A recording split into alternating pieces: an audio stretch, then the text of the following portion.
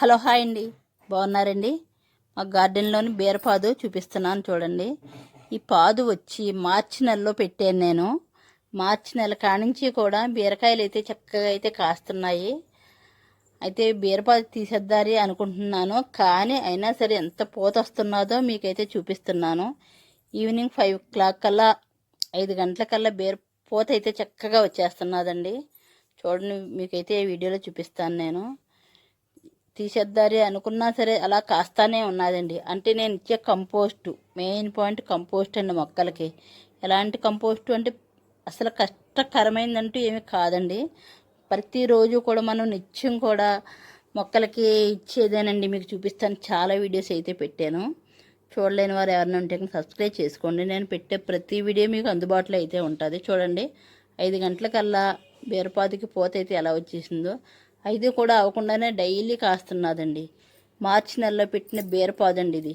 అది కాకుండా కొత్త పాదు అయితే వేసాను మళ్ళీని, మీకు చూపిస్తున్నాను చూడండి. అందులోనే మళ్ళీ విత్తనాలు వేసాను, కొత్త పాదు కూడా వచ్చింది. ఇది తీసేద్దారంటే అలా కాస్తానే ఉంటున్నదండి. చూడండి ఎంత పూత అయితే ఉన్నదో. ఇంత పూత వచ్చిన బీరపాదుని బీర పింజులు అలా దిగుతూనే ఉన్నాయి. ఈ విధంగా ఏ విధంగా అసలు తీసేయాలో నాకైతే అర్థం కావటం లేదు. అంతకు తీస్తా లేదో కూడా అలాగే ఉంచుతున్నానండి నేను. కానీ పక్కన ఇంకో పాదు వచ్చింది. విత్తనంలో ప్రతి చోట వేసాను, చూసారు కదా. ఇదిగో ఇది చిన్న విత్తనం వేసాను. ఈ విత్తనానికి అయితే బీరపాదు అయితే వచ్చేసింది. ఇలా ఇంకా చాలా గొట్టాల్లో అయితే బాక్సుల్లో వేసాను. చూడండి, మీకు చూపిస్తున్నాను చూడండి. ఇది ఒక గొట్టాల్లో మనకు వేస్టేజీ గొట్టాలు ఉంటాయి కదా, అందులో కూడా ఒక విత్తనం వేసానండి. ఇందులో ఒక విత్తనం వేసాను. కింద షింక్లో అయితే ఒక విత్తనం వేసాను నేను. ఇలా మనం అన్నిటిలో కూడా 4 విత్తనాలు అయితే వేసుకోవాలండి. 4 ఆటల్లో వచ్చింది మనకి. వారం వచ్చేసేసరికి కేజీన్నర బీరకాయలు ఈజీగా వస్తాయి. కనీసం ఒక్కొక్క పాదుకి 2 కాయలు చొప్పున వచ్చినా సరే మనకి 4 ఆటలకి ఒక 8 కాయలు రావచ్చు, 6 కాయలు రావచ్చు. చూడండి, పాదుకి పూత చూసారా ఎంత చక్కగా, ఎంత ఎక్కువగా ఉన్నదో. చాలా చాలా అయితే ఎక్కువగా అయితే ఉన్నదండి. ఈవినింగ్ కంపల్సరీ ప్రూలింగ్ చేయాలి, చేస్తేనే మనకి కాపు కూడా ఆ విధంగా అయితే చాలా ఎక్కువగా వస్తుంటుందండి. అందులో మనం ఇచ్చే ఫెర్టిలైజర్స్ వాటర్ వల్లనే మెయిన్ పాయింట్ ఇంత కాపు అయితే వస్తున్నదండి. Compost main point. చూసారా ఎంత పాదు వచ్చిందో, ఎంత ఫ్లవరింగ్ ఉన్నదో చూడండి. ప్రతినిత్యం కూడా మన ఇంట్లో ఏదంటే అది అంటే ఏంటంటారు,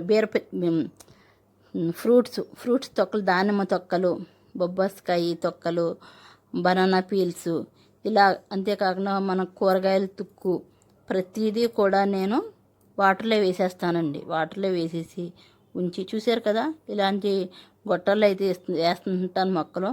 ఇలా మనకి ఒక్క కుండీలో 4 అయితే ఇబ్బందికరంగా ఉంటాయి.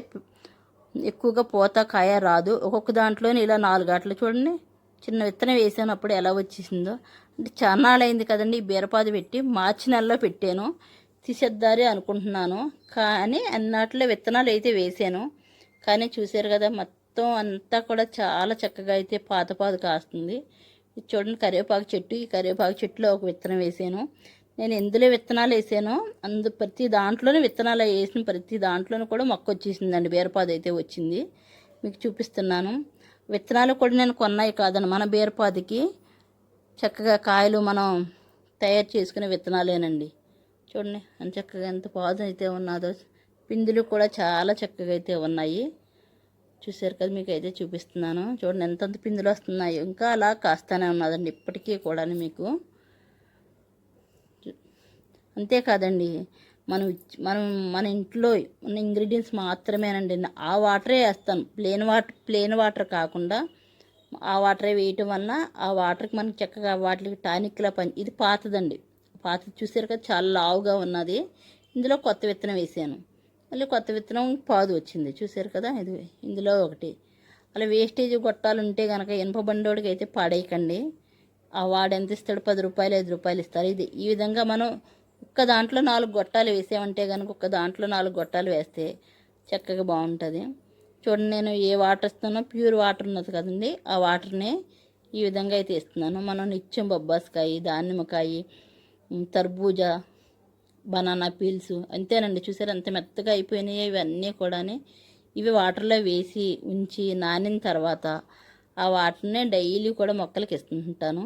చూడండి, తర్బూజా అయితే ఎంత పల్చగా అయిపోయిందో.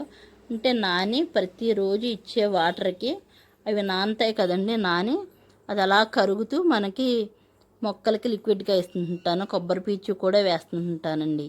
అందుకే బాగా వాటర్ ఇవ్వటం వల్ల మనకి ఇందులో ఉన్నదంతా కూడా మనకి చక్కగా దిగుతుంది కదండి, జ్యూసీ కానీ అది మనకి చాలా బాగా అయితే కాస్తాయి.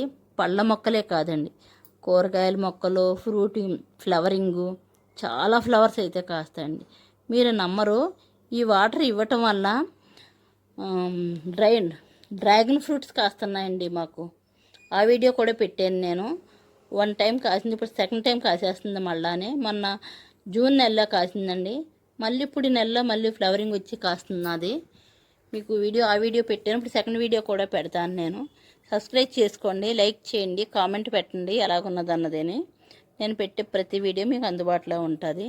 చాలా వీడియోస్ అండి, గార్డెనింగ్ వీడియోసే కాదు, టెంపుల్ వీడియోస్, మన జర్నీ వీడియోస్ ప్రతిదీ కూడా నేను ఇందులో షేర్ చేస్తుంటానండి ఛానల్లోనే. చూశారు కదా, ఆ జ్యూసీ వాటర్ని మామూలు వాటర్లో కలపండి. మీరు కలిపి ఈ వాటర్ని మొక్కలకి ఇవ్వాలండి ప్రతినిత్యం కూడా. అలా ప్రతినిత్యం ఇందులో మళ్ళీ కొత్త వాటర్ నింపాలి, ఈ వాటర్ తీసి మొక్కలకి ఆ విధంగా కలిపి ఇవ్వాలండి. అంతే, మనం చేయవలసింది ఏమీ లేదు. లాస్ట్కి వచ్చేసరికి అసలు ఈ వాటర్లో ఏమీ ఉండవండి, మొత్తం అంతా కూడా మిల్ట్ అయిపోతాయి. ఒకవేళ ఏదైనా ఉండిపోయింది అంటే కనుక మీకు గొట్టాలు చూపించాను కదండి, అలా ఖాళీ గొట్టాల్లో ఈ వేస్టేజీ వేసి కొంచెం మట్టి వేసి పైన ఒక బీర విత్తనం కానీ ఆనపకాయ విత్తనం కానీ వేయండి. అంతేనండి, వేస్తే చక్కగా బాగా నీట్గా మొక్క అయితే వెంటనే వచ్చేస్తుంది. ఫ్రూటింగ్ కూడా చాలా బాగుంటుందండి. నేనైతే ఇప్పుడు ఈ విధంగానే చేస్తాను. చాలా వీడియోస్ అయితే పెట్టానండి, కంపోస్ట్ వీడియోస్ కూడా పెట్టాను. కంపల్సరీ సబ్స్క్రైబ్ చేయండి.